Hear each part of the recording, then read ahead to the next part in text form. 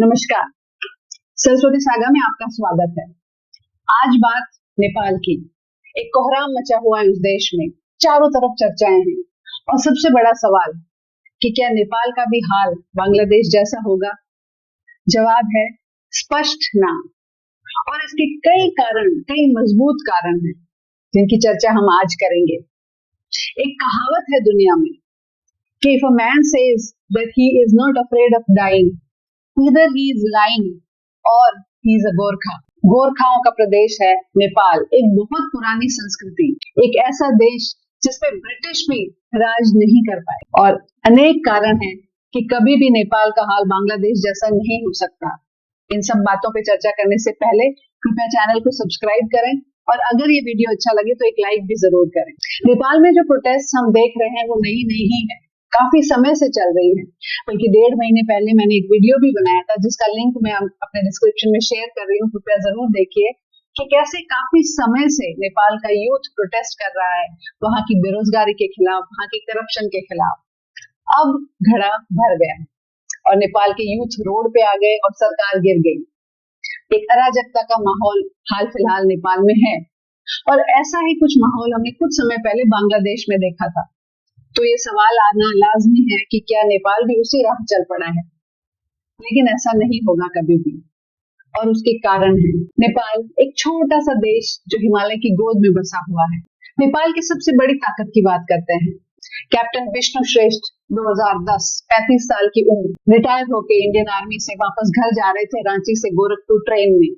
अचानक 40 जैसे चोर उचक्कों ने ट्रेन पे हमला बोला और लोगों के पैसे और जेवरात चोरी करने लगे। लेकिन फिर उनका हाथ पड़ा एक 18 साल की लड़की पे और वो मदद के लिए चिल्लाई और जैसे ही वो चिल्लाई कैप्टन विष्णु प्रसाद ने अपनी कुकरी निकाली और लुटेरों पे हमला बोल दिया और पैसेंजर्स को और उस लड़की को बचा लिया। 3 को मारा, 8 को घायल किया। कई इनाम उन्हें मिले। उस लड़की के परिवार वालों ने जब कुछ कैश देना चाहा तो कैप्टन विष्णु ने कहा कि नहीं, मैं नहीं लूंगा, ये मेरी ड्यूटी थी। लांस कॉर्पोरल दीप प्रसाद पुन, Afghanistan 2010, British royal Gorkha regiment में तैनात। कई तालिबान ने हमला किया, अकेले उस गोरखा ने 30 तालिबान को मार डाला और तालिबान को पीछे हटने पे मजबूर किया। ऐसी अनगिनत कहानियां आपको आर्मी के लोग सुना देंगे गोरखाओं के बारे में। ये है गोरखा, एक ईमानदार, वफादार और बहादुर सिपाही जो नेपाल से आता है। आज करीब 3400 गोरखा ब्रिटिश आर्मी में, करीब 40,000 गोरखा इंडियन आर्मी में और सिंगापुर आर्मी में, ब्रुनेई आर्मी में काम कर रहे हैं। यूएन कई बार अपने पीस कीपिंग ट्रूप्स में इन गोरखाओं को बुलाती है। गोरखाओं की बहादुरी पे किसी को कोई शक नहीं है। तो इनकी एक इंटरनेशनल प्रेजेंस है, एक वॉइस है। इनके लोगों का कंट्रीब्यूशन है दूसरे देशों की सुरक्षा में भी। आज नेपाल के जो आर्मी के चीफ हैं अशोक राज सिडेल, वो इंडियन आर्मी में एक ऑनररी जनरल की पोजीशन रखते हैं। हमारे COAS जनरल द्विवेदी भी नेपाल की आर्मी में एक ऑनररी जनरल की पोजीशन रखते हैं। इतने करीबी रिश्ते हैं दोनों देशों के आर्मीज में। ये कंट्रीब्यूशन का फर्क बहुत बड़ा है नेपाल और बांग्लादेश के बीच। नेपाल के पास टेक्निकल वेपन्स नहीं है, नेपाल के पास कोई बड़ी आर्मी भी नहीं है और ना ही नेपाल के पास पैसे हैं। नेपाल के पास अगर कुछ है तो जिगर है। नेपाल के लोग अपने आत्मसम्मान के लिए लड़ना जानते हैं। 1814 में ब्रिटिश ईस्ट इंडिया कंपनी ने 22,000 सैनिकों के साथ नेपाल पे हमला बोल दिया। नेपाल के किसानों के पास सिर्फ पुरानी बंदूकें थी, लेकिन फिर भी 2 साल तक वो लड़े। ब्रिटिश आर्मी ने लगभग 30,000 जैसे कैजुअलिटीज हुई। तब लंदन ने हार मान ली और नेपाल के साथ एक ट्रीटी की कि नेपाल अपने गोरखाओं को ब्रिटिश आर्मी में भी। कुछ दशकों पहले तक नेपाल में राजाशाही थी। 2008 में यहाँ पे राजाशाही का अंत हुआ। बहुत सी मुसीबतें नेपाल ने देखी। उनके जो क्राउन प्रिंस थे, प्रिंस दीपेंद्र, उन्होंने अपने पूरे राजाशाही परिवार की हत्या कर दी।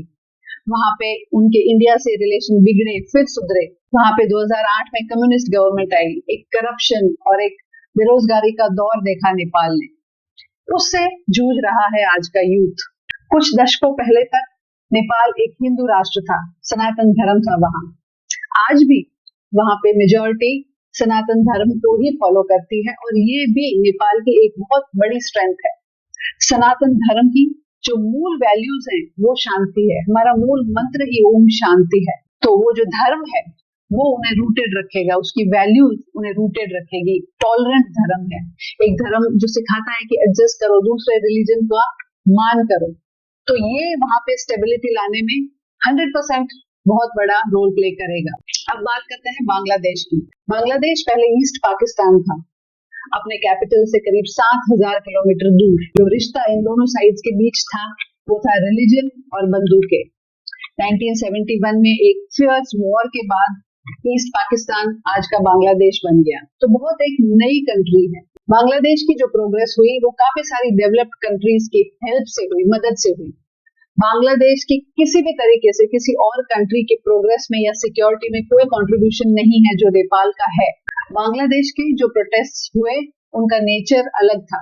वहां रेडिकलिज्म था, वहां पॉलिटिकल एजेंडा था, ईगो ट्रिप्स थी पॉलिटिशियंस की, एक रिलीजन की सुप्रीमेसी स्थापित करने की भी होड़ थी। जबकि नेपाल में जो प्रोटेस्ट है वो वहां की जो बेरोजगारी है वो यूथ प्रोग्रेस चाहता है बेसिकली। तो दोनों प्रोटेस्ट के नेचर में भी फर्क है और इसीलिए नेपाल का हाल कभी भी बांग्लादेश जैसा नहीं हो सकता। बांग्लादेश टॉलरेंट भी नहीं रहा, एक रेडिकलिज्म का फैक्टर वहां पे बहुत स्ट्रॉन्ग तौर पे उभरा, ये हमने देखा, जो नेपाल में कभी नहीं होगा।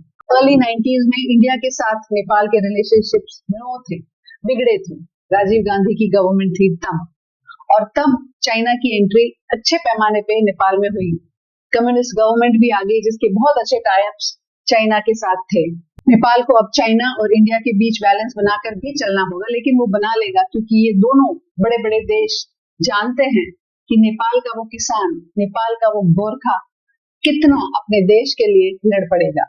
इस बात की रिस्पेक्ट पूरी दुनिया में सभी करते हैं। हिमालय में बसा एक राष्ट्र जो छोटा जरूर है लेकिन उसकी बहादुरी के चर्चे पूरी दुनिया में बहुत बड़े हैं। उसके सनातन धर्म के संस्कार बहुत गहरे हैं, वो उसे अस्थायी होने नहीं देंगे।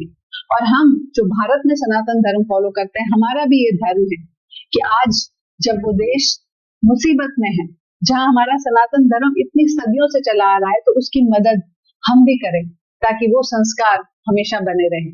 ऐसे लोग जो अपने आत्मसम्मान, अपनी ईमानदारी, अपनी वफादारी और अपने जिगर को जीवित रखते हुए जीते हैं, ऐसी गहरी संस्कृति कुछ समय के लिए पीछे हट जरूर कर सकती है, लेकिन उसकी आवाज को कभी भी दबाया नहीं जा सकता। Nepal will be back. नमस्कार, जय हिंद।